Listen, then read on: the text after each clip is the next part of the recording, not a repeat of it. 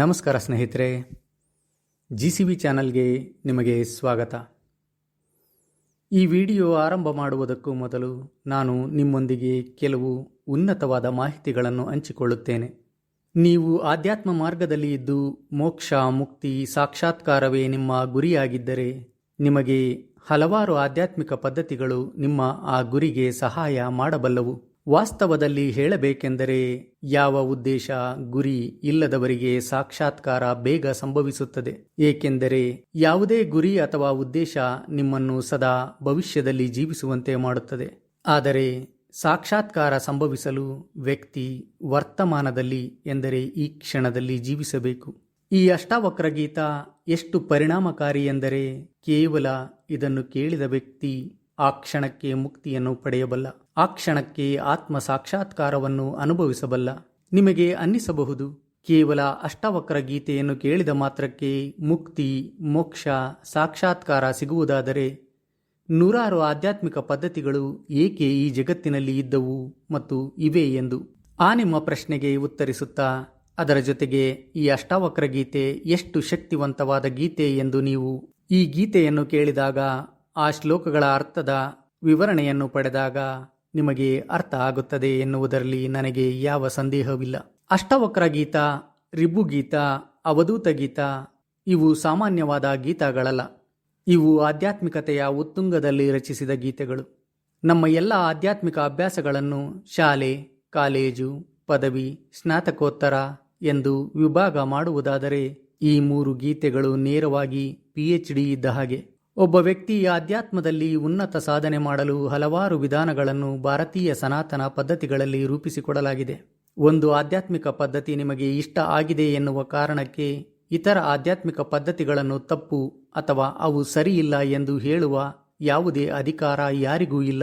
ಈ ಮಾತನ್ನು ನಾನು ಏಕೆ ಇಷ್ಟು ಕಾಳಜಿಯಿಂದ ಹೇಳುತ್ತಿದ್ದೇನೆ ಎಂದರೆ, ಯಾವಾಗ ಒಬ್ಬ ವ್ಯಕ್ತಿಗೆ ಒಂದು ದಾರಿ, ಒಂದು ಪದ್ಧತಿ, ಒಂದು ಫಲವನ್ನು ಕೊಡುವುದೋ ಆಗ ಆ ವ್ಯಕ್ತಿ ಅದೇ ಸರಿ, ಜಗತ್ತಿನಲ್ಲಿ ಅದಲ್ಲದೆ ಬೇರೆ ಯಾವುದೂ ಸಾಧ್ಯವೇ ಇಲ್ಲ ಎನ್ನುವ ತೀರ್ಮಾನಕ್ಕೆ ಬಂದು ಬಿಡುತ್ತಾನೆ.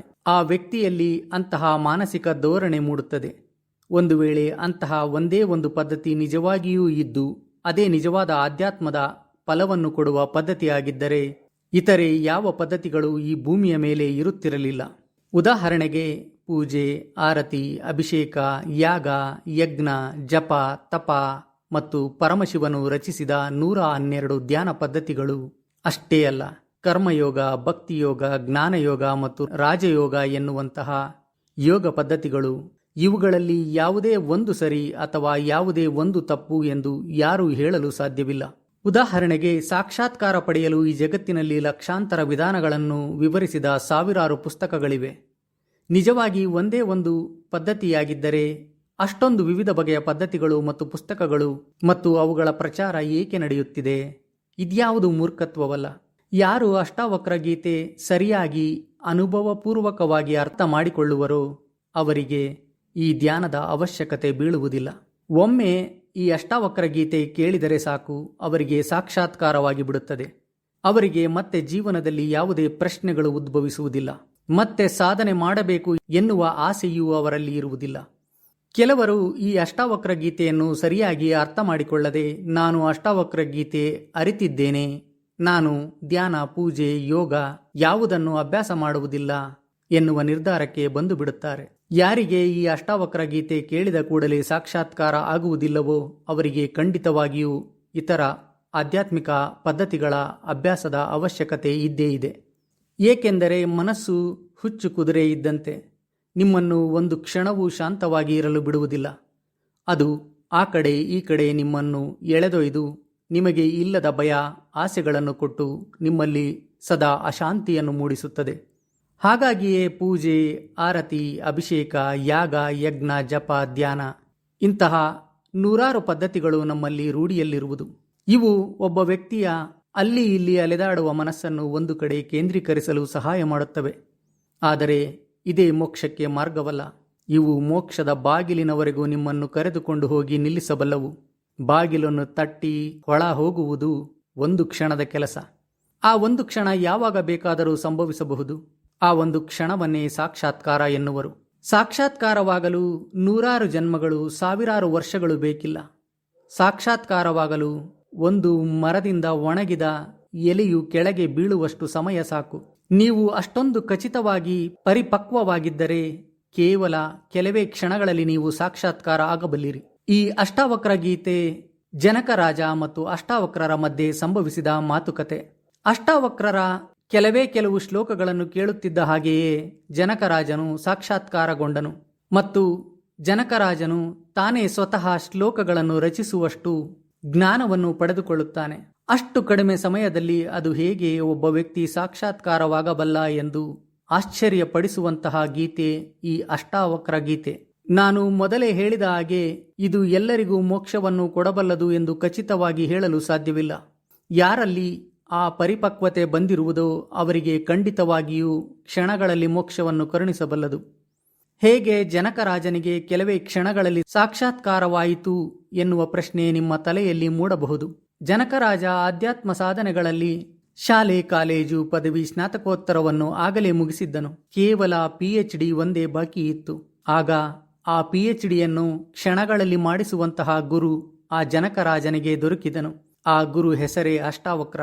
ಜನಕರಾಜನಂತಹ ಶಿಷ್ಯ ನೀವಾಗಿದ್ದರೆ ಅಷ್ಟಾವಕ್ರನಂತಹ ಗುರು ಹೇಳಿದ ಕೆಲವು ಶ್ಲೋಕಗಳನ್ನು ಕೇಳಿದ ಕೆಲವು ಕ್ಷಣಗಳಲ್ಲಿ ನೀವು ಸಾಕ್ಷಾತ್ಕಾರವನ್ನು ಅನುಭವಿಸಬಲ್ಲಿರಿ. ಒಂದು ವೇಳೆ ನೀವು ಈ ಅಷ್ಟಾವಕ್ರ ಗೀತೆಯನ್ನು ಪೂರ್ಣವಾಗಿ ಕೇಳಿದರೂ ನಿಮ್ಮಲ್ಲಿ ಇನ್ನೂ ಸಾಕ್ಷಾತ್ಕಾರವಾಗಿಲ್ಲವೆಂದರೆ ಚಿಂತಿಸಬೇಡಿ. ಇದನ್ನು ಕೇಳುವಂತಹ ತಾಳ್ಮೆ, ಉತ್ಸಾಹ, ಬಯಕೆ ನಿಮ್ಮಲ್ಲಿ ಮೂಡಿರುವುದೇ ತುಂಬಾ ಖುಷಿಪಡುವ ವಿಷಯ.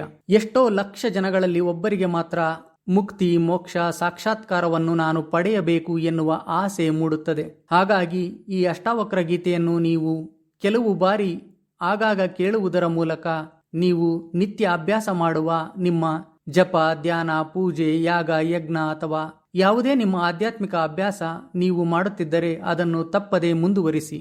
ನಿಮಗೆ ಸಾಕ್ಷಾತ್ಕಾರವಾಗಲು ಹೆಚ್ಚು ಸಮಯ ಬೇಕಾಗುವುದಿಲ್ಲ. ಆದರೆ ಕೆಲವರು ಈ ಅಷ್ಟಾವಕ್ರ ಗೀತೆ ಕೇಳಿದ ಮೇಲೆ ಎಲ್ಲವನ್ನು ಬಿಟ್ಟು ಯಾವ ಪೂಜೆ ಮಾಡಬಾರದು, ಯಾವ ಧ್ಯಾನವೂ ಬೇಕಿಲ್ಲ ಎಂದು ಸೋಮಾರಿಗಳಾಗಿ ಇದನ್ನೇ ಒಂದು ಉದಾಹರಣೆಯಾಗಿ ನೀಡುತ್ತಾ ಜ್ಞಾನವೂ ಇಲ್ಲದೆ ಅಜ್ಞಾನದಲ್ಲಿ ಮುಳುಗಿ ಇತರರನ್ನು ಅಜ್ಞಾನದಲ್ಲಿ ಮುಳುಗಿಸುತ್ತಾ ಕಾಲವನ್ನು ತಳ್ಳುವರು.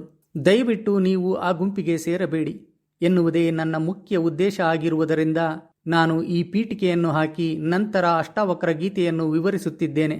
ಏಕೆಂದರೆ ಈ ಅಷ್ಟಾವಕ್ರ ಗೀತೆಯ ಕೆಲವು ಕಡೆ ಧ್ಯಾನವೇ ಬೇಕಿಲ್ಲ ಎಂದು ಖಚಿತವಾಗಿ ಹೇಳಲಾಗಿದೆ.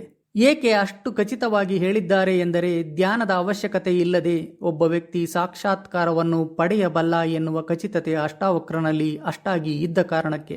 ಅವರಿಗೆ ದೊರೆತ ಶಿಷ್ಯನೂ ಸಹ ಆಗಲೇ ಆಧ್ಯಾತ್ಮದಲ್ಲಿ ಮಾಸ್ಟರ್ ಡಿಗ್ರಿ ಮಾಡಿದ್ದರು. ಹಾಗಾಗಿ PhD ಮಾಡಿಸುವುದು ಅವರಿಗೆ ಅಷ್ಟೇನು ಕಷ್ಟವಾಗಲಿಲ್ಲ.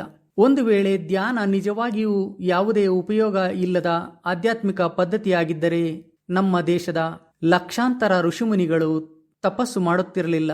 ಪರಮಶಿವನು 112 ಧ್ಯಾನ ಪದ್ಧತಿಗಳನ್ನು ಬೋಧಿಸುತ್ತಲೇ ಇರಲಿಲ್ಲ. ಶ್ರೀರಾಮ, ಶ್ರೀಕೃಷ್ಣ, ಗೌತಮ ಬುದ್ಧ, ಮಹಾವೀರ, ಸಂತ ಕಬೀರ ಹೀಗೆ ಮುಂತಾದವರು ಯಾವುದೇ ಆಧ್ಯಾತ್ಮಿಕ ಅಭ್ಯಾಸ, ಜಪ ಅಥವಾ ಧ್ಯಾನವನ್ನು ಮಾಡುತ್ತಲೇ ಇರಲಿಲ್ಲ, ಅಥವಾ ಅದನ್ನು ಇತರರಿಗೆ ಬೋಧಿಸುವ ಕೆಲಸವನ್ನು ಅವರು ಮಾಡುತ್ತಿರಲಿಲ್ಲ. ಹಾಗಾಗಿ ಕೇವಲ ಅಷ್ಟಾವಕ್ರ ಗೀತೆ ಕೇಳಿದ ಮಾತ್ರಕ್ಕೆ ಎಲ್ಲವನ್ನು ಬಿಟ್ಟು ಬಿಡಬೇಕು ಎನ್ನುವಂತಹ ಧೋರಣೆಗೆ ದಯವಿಟ್ಟು ಬರಬೇಡಿ ಎಂದು ನಿಮ್ಮಲ್ಲಿ ಪ್ರಾರ್ಥನೆ ಮಾಡಿಕೊಂಡು ಅಷ್ಟಾವಕ್ರ ಗೀತೆಯನ್ನು ಆರಂಭ ಮಾಡುತ್ತಿದ್ದೇನೆ. ನೀವು ಸಂಪೂರ್ಣವಾಗಿ ನಿಮ್ಮನ್ನು ತೊಡಗಿಸಿಕೊಂಡು ಒಂದು ವೇಳೆ ಈ ಅಷ್ಟಾವಕ್ರ ಗೀತೆಯನ್ನು ನಿಮ್ಮ ಹೃದಯದ ಮೂಲಕ ಅರ್ಥ ಮಾಡಿಕೊಂಡು ಅಭ್ಯಾಸಪೂರ್ವಕವಾಗಿ ಅರಿತಿದ್ದೇ ಆದರೆ ಈ ಅಷ್ಟಾವಕ್ರ ಗೀತೆ ಮುಗಿಯುವುದರೊಳಗೆ ನೀವು ಮುಕ್ತಿ, ಮೋಕ್ಷ, ಸಾಕ್ಷಾತ್ಕಾರವನ್ನು ಪಡೆಯಬಲ್ಲಿರಿ. ಅಂತಹ ಶಕ್ತಿಯುತವಾದ ಗೀತೆ ಈ ಅಷ್ಟಾವಕ್ರ ಗೀತೆ. ಈ ಜಗತ್ತಿನ ಎಲ್ಲ ಗೀತೆಗಳನ್ನು ಒಂದು ಕಡೆ ಇಟ್ಟರೆ ಅಷ್ಟಾವಕ್ರ ಗೀತೆ ವಿಶೇಷವಾಗಿ ಮತ್ತೊಂದು ಕಡೆ ನಿಲ್ಲುವಂತಹ ಏಕೈಕ ಅಧ್ಯಾತ್ಮ ಸಾಕ್ಷಾತ್ಕಾರ ಗೀತೆ ಈ ಅಷ್ಟಾವಕ್ರ ಗೀತೆ. ಹಾಗಾಗಿ ಏಕಾಗ್ರ ಚಿತ್ತದಿಂದ ಇದನ್ನು ಆಲಿಸಿ. ಒಂದು ವೇಳೆ ನೀವು ಜನಕರಾಜನಷ್ಟು ಪರಿಪಕ್ವತೆ ಹೊಂದಿದ್ದರೆ ಕ್ಷಣ ಮಾತ್ರದಲ್ಲಿ ಸಾಕ್ಷಾತ್ಕಾರವನ್ನು ಅನುಭವಿಸಬಲ್ಲಿರಿ. ಅದರಲ್ಲಿ ಯಾವುದೇ ಅನುಮಾನವಿಲ್ಲ. ಅಷ್ಟಾವಕ್ರ ಗೀತೆಯನ್ನು ಕೇಳಿದ ಕೆಲವರಿಗಾದರೂ ಆ ಕೂಡಲೇ ಸಾಕ್ಷಾತ್ಕಾರವಾಗಲಿ ಎಂದು ಭಗವಂತನಲ್ಲಿ ಪ್ರಾರ್ಥಿಸುತ್ತಾ ಈ ಅಷ್ಟಾವಕ್ರ ಗೀತೆಯ ಅರ್ಥವನ್ನು ವಿವರಿಸಲು ಆರಂಭ ಮಾಡುತ್ತಿದ್ದೇನೆ. ಇದನ್ನು ಆಲಿಸಿ ಮತ್ತು ಪಾಲಿಸಿ. ಈ ಅಷ್ಟಾವಕ್ರ ಗೀತೆ 20 ಅಧ್ಯಾಯಗಳನ್ನು ಒಳಗೊಂಡಿದೆ ಮತ್ತು ಇದರಲ್ಲಿ ಸುಮಾರು 300 ಶ್ಲೋಕಗಳು ಇವೆ. ಅಷ್ಟಾವಕ್ರ ಗೀತೆ ಮುನ್ನುಡಿ. ಅಷ್ಟಾವಕ್ರ ಗೀತ ಎಂಬುದು ಅಷ್ಟಾವಕ್ರ ಮಹರ್ಷಿಗೂ ಜನಕರಾಜನಿಗೂ ನಡೆದ ತಾತ್ವಿಕ ಸಂಭಾಷಣೆ. ಅಷ್ಟಾವಕ್ರ ಮಹರ್ಷಿಯ ಹೆಸರು ಮಹಾಭಾರತದ ವನಪರ್ವದಲ್ಲಿ ಬರುವುದು. ಅಂದಿನ ಕಾಲದಲ್ಲಿ ಆತ ಹೆಸರಾಂತ ಜ್ಞಾನಿಯಾಗಿದ್ದನು. ಆದರೆ ಇಲ್ಲಿ ಬರುವ ಜನಕ ಯಾರು ಎಂಬುದು ಖಚಿತವಾಗಿಲ್ಲ. ಬಹುಶಃ ಆತನ ಸಮಕಾಲೀನನಾದ ತತ್ವಜ್ಞಾನಿಯಾದ ಒಬ್ಬ ರಾಜನಾಗಿದ್ದಿರಬಹುದು. ಕುಶಲಿಯಾದ ಗುರು ಮತ್ತು ಕುಶಲಿಯಾದ ಶಿಷ್ಯರು ಸಂಧಿಸಿದಾಗ ಜ್ಞಾನದ ಮಿಂಚು ಹೊರಹೊಮ್ಮುವುದು.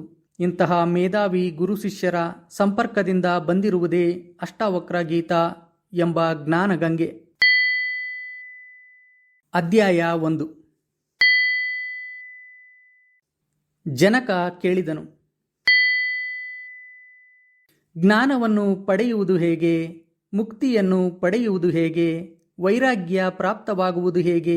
ಪ್ರಭು, ದಯವಿಟ್ಟು ಇದನ್ನು ವಿವರಿಸಿ. ಅಷ್ಟಾವಕ್ರ ಹೇಳಿದನು, ಸುತನೇ, ಮುಕ್ತಿಯನ್ನು ನೀನು ಇಚ್ಛಿಸುವುದಾದರೆ ವಿಷಯ ವಸ್ತುಗಳನ್ನು ವಿಷದಂತೆ ತ್ಯಜಿಸು ಮತ್ತು ಕ್ಷಮೆ, ಅರ್ಜವ, ದಯೆ, ತೃಪ್ತಿ, ಸತ್ಯ ಇವನ್ನು ಅಮೃತದಂತೆ ರೂಢಿಸು. ನೀನು ಪೃಥ್ವಿಯಲ್ಲ, ಅಗ್ನಿಯಲ್ಲ, ವಾಯುವಲ್ಲ, ಜಲವಲ್ಲ, ಆಕಾಶವಲ್ಲ. ಮುಕ್ತಿಯನ್ನು ಪಡೆಯಬೇಕಾದರೆ ಇವುಗಳ ಸಾಕ್ಷಿಯೇ ನೀನು, ಆ ಚಿದ್ರೂಪವೇ ನೀನು ಎಂಬುದನ್ನು ಅರಿ. ನೀನು ದೇಹ ಬುದ್ಧಿಯಿಂದ ಪಾರಾಗಿ ಚಿತ್ ಸ್ವರೂಪದಲ್ಲಿ ನೆಲೆಸುವೆಯಾದರೆ ತತ್ಕ್ಷಣವೇ ನಿನಗೆ ಶಾಂತಿ ಲಭಿಸುವುದು. ಆಗಲೇ ಸುಖಿಯಾಗುವೆ, ಶಾಂತನಾಗುವೆ, ಬಂಧನದಿಂದ ಪಾರಾಗುವೆ. ನೀನು ವಿಪ್ರಾದಿ ವರ್ಣಕ್ಕಾಗಲಿ ಬ್ರಹ್ಮಚರ್ಯವೇ ಮುಂತಾದ ಆಶ್ರಮಕ್ಕಾಗಲಿ ಸೇರಿದವನಲ್ಲ. ನೀನು ಕಣ್ಣುಗಳಿಗೆ ಗೋಚರನಲ್ಲ. ನೀನು ಅಸಂಗನು, ನಿರಾಕಾರನು, ವಿಶ್ವಸಾಕ್ಷಿಯು. ಸುಖಿಯಾಗಿರು. ಹೇ ವಿಭೋ, ಧರ್ಮ ಅಧರ್ಮ, ಸುಖ ದುಃಖ ಇವೆಲ್ಲ ಮನಸ್ಸಿಗೆ ಸಂಬಂಧಪಟ್ಟದ್ದು, ನಿನಗಲ್ಲ. ನೀನು ಕರ್ತನೂ ಅಲ್ಲ, ಭೋಕ್ತನೂ ಅಲ್ಲ, ಸರ್ವದಾ ನೀನು ಮುಕ್ತ. ಸರ್ವಸ್ವವನ್ನು ನೋಡುತ್ತಿರುವ ಏಕವೇ ನೀನು. ನಿಜವಾಗಿಯೂ ನೀನು ಸದಾ ಮುಕ್ತನೇ. ದ್ರಾಷ್ಟರನೇ, ಬೇರೆ ಎಂದು ಭಾವಿಸುವುದೇ ನಿನ್ನ ಬಂಧನ. ನಾನು ಕರ್ತ ಎಂಬ ಮಹಾಕೃಷ್ಣ ಸರ್ಪದಿಂದ ಕಚ್ಚಿಸಿಕೊಂಡವನೇ. ನಾನು ಕರ್ತನಲ್ಲ ಎಂಬ ಅಮೃತವನ್ನು ಉಂಡು ಸುಖಿಯಾಗು. ನಾನೇ ಏಕ ವಿಶುದ್ಧ ಬೋಧ ಎಂಬ ಜ್ಞಾನಾಗ್ನಿಯಲ್ಲಿ ನಿನ್ನ ಅಜ್ಞಾನವನ್ನೆಲ್ಲ ಭಸ್ಮ ಮಾಡಿ ವೀತಶೋಕನಾಗಿ ಸುಖಿಯಾಗು. ಎಲ್ಲಿ ರಜ್ಜು ಸರ್ಪದಂತೆ ಈ ವಿಶ್ವ ವ್ಯಕ್ತವಾಗಿರುವುದೋ ಅದೇ ಆನಂದ, ಪರಮಾನಂದ. ನೀನೇ ಆ ಬೋಧ. ಸುಖವಾಗಿರು. ಮುಕ್ತ ಎಂದು ತಾನು ಭಾವಿಸಿದರೆ ಮುಕ್ತ, ಬದ್ಧ ಎಂದು ತಾನು ಭಾವಿಸಿದರೆ ಬದ್ಧ. ಒಬ್ಬ ತಾನು ಯೋಚಿಸಿದಂತೆ ಆಗುತ್ತಾನೆ ಎಂಬ ನುಡಿ ಸತ್ಯ. ಆತ್ಮನು ಸಾಕ್ಷಿ, ವಿಭು, ಪೂರ್ಣ, ಏಕ, ಮುಕ್ತ, ಅಕ್ರಿಯ, ಅಸಂಗ, ನಿಸ್ಪೃಹ, ಶಾಂತ. ಭ್ರಮೆಯಿಂದ ಅವನು ಸಂಸಾರಿಯಂತೆ ಕಾಣುತ್ತಿದ್ದಾನೆ. ಬಾಹ್ಯ ಮತ್ತು ಅಂತರ ವಿಕಾರಗಳನ್ನು ತ್ಯಜಿಸಿ ನೀನೊಂದು ಅಭಾಸವಾಗಿರುವ ಅಹಂಕಾರವೆಂಬುದನ್ನು ತೊರೆದು ನೀನೇ ಕೂಟಸ್ಥ ಬೋಧ ಸ್ವರೂಪನಾದ ಏಕ ಎಂದು ಧ್ಯಾನಿಸು. ಪುತ್ರನೇ, ದೇಹಾಭಿಮಾನ ಪಾಶದಿಂದ ನೀನು ಹಲವು ಕಾಲದಿಂದ ಬದ್ಧನಾಗಿರುವೆ. ನಾನೇ ಬೋಧ ಎಂಬ ಜ್ಞಾನ ಖಡ್ಗದಿಂದ ಬಂಧನವನ್ನು ತುಂಡರಿಸಿ ಸುಖಿಯಾಗು. ನೀನೇ ನಿಸ್ಸಂಗ, ನಿಷ್ಕ್ರಿಯ, ಸ್ವಪ್ರಕಾಶ ಮತ್ತು ನಿರಂಜನ. ನೀನು ಸಮಾಧಿಯನ್ನು ಅಭ್ಯಾಸ ಮಾಡುತ್ತಿರುವುದೇ ನಿಜವಾಗಿಯೂ ನಿನ್ನ ಬಂಧನ.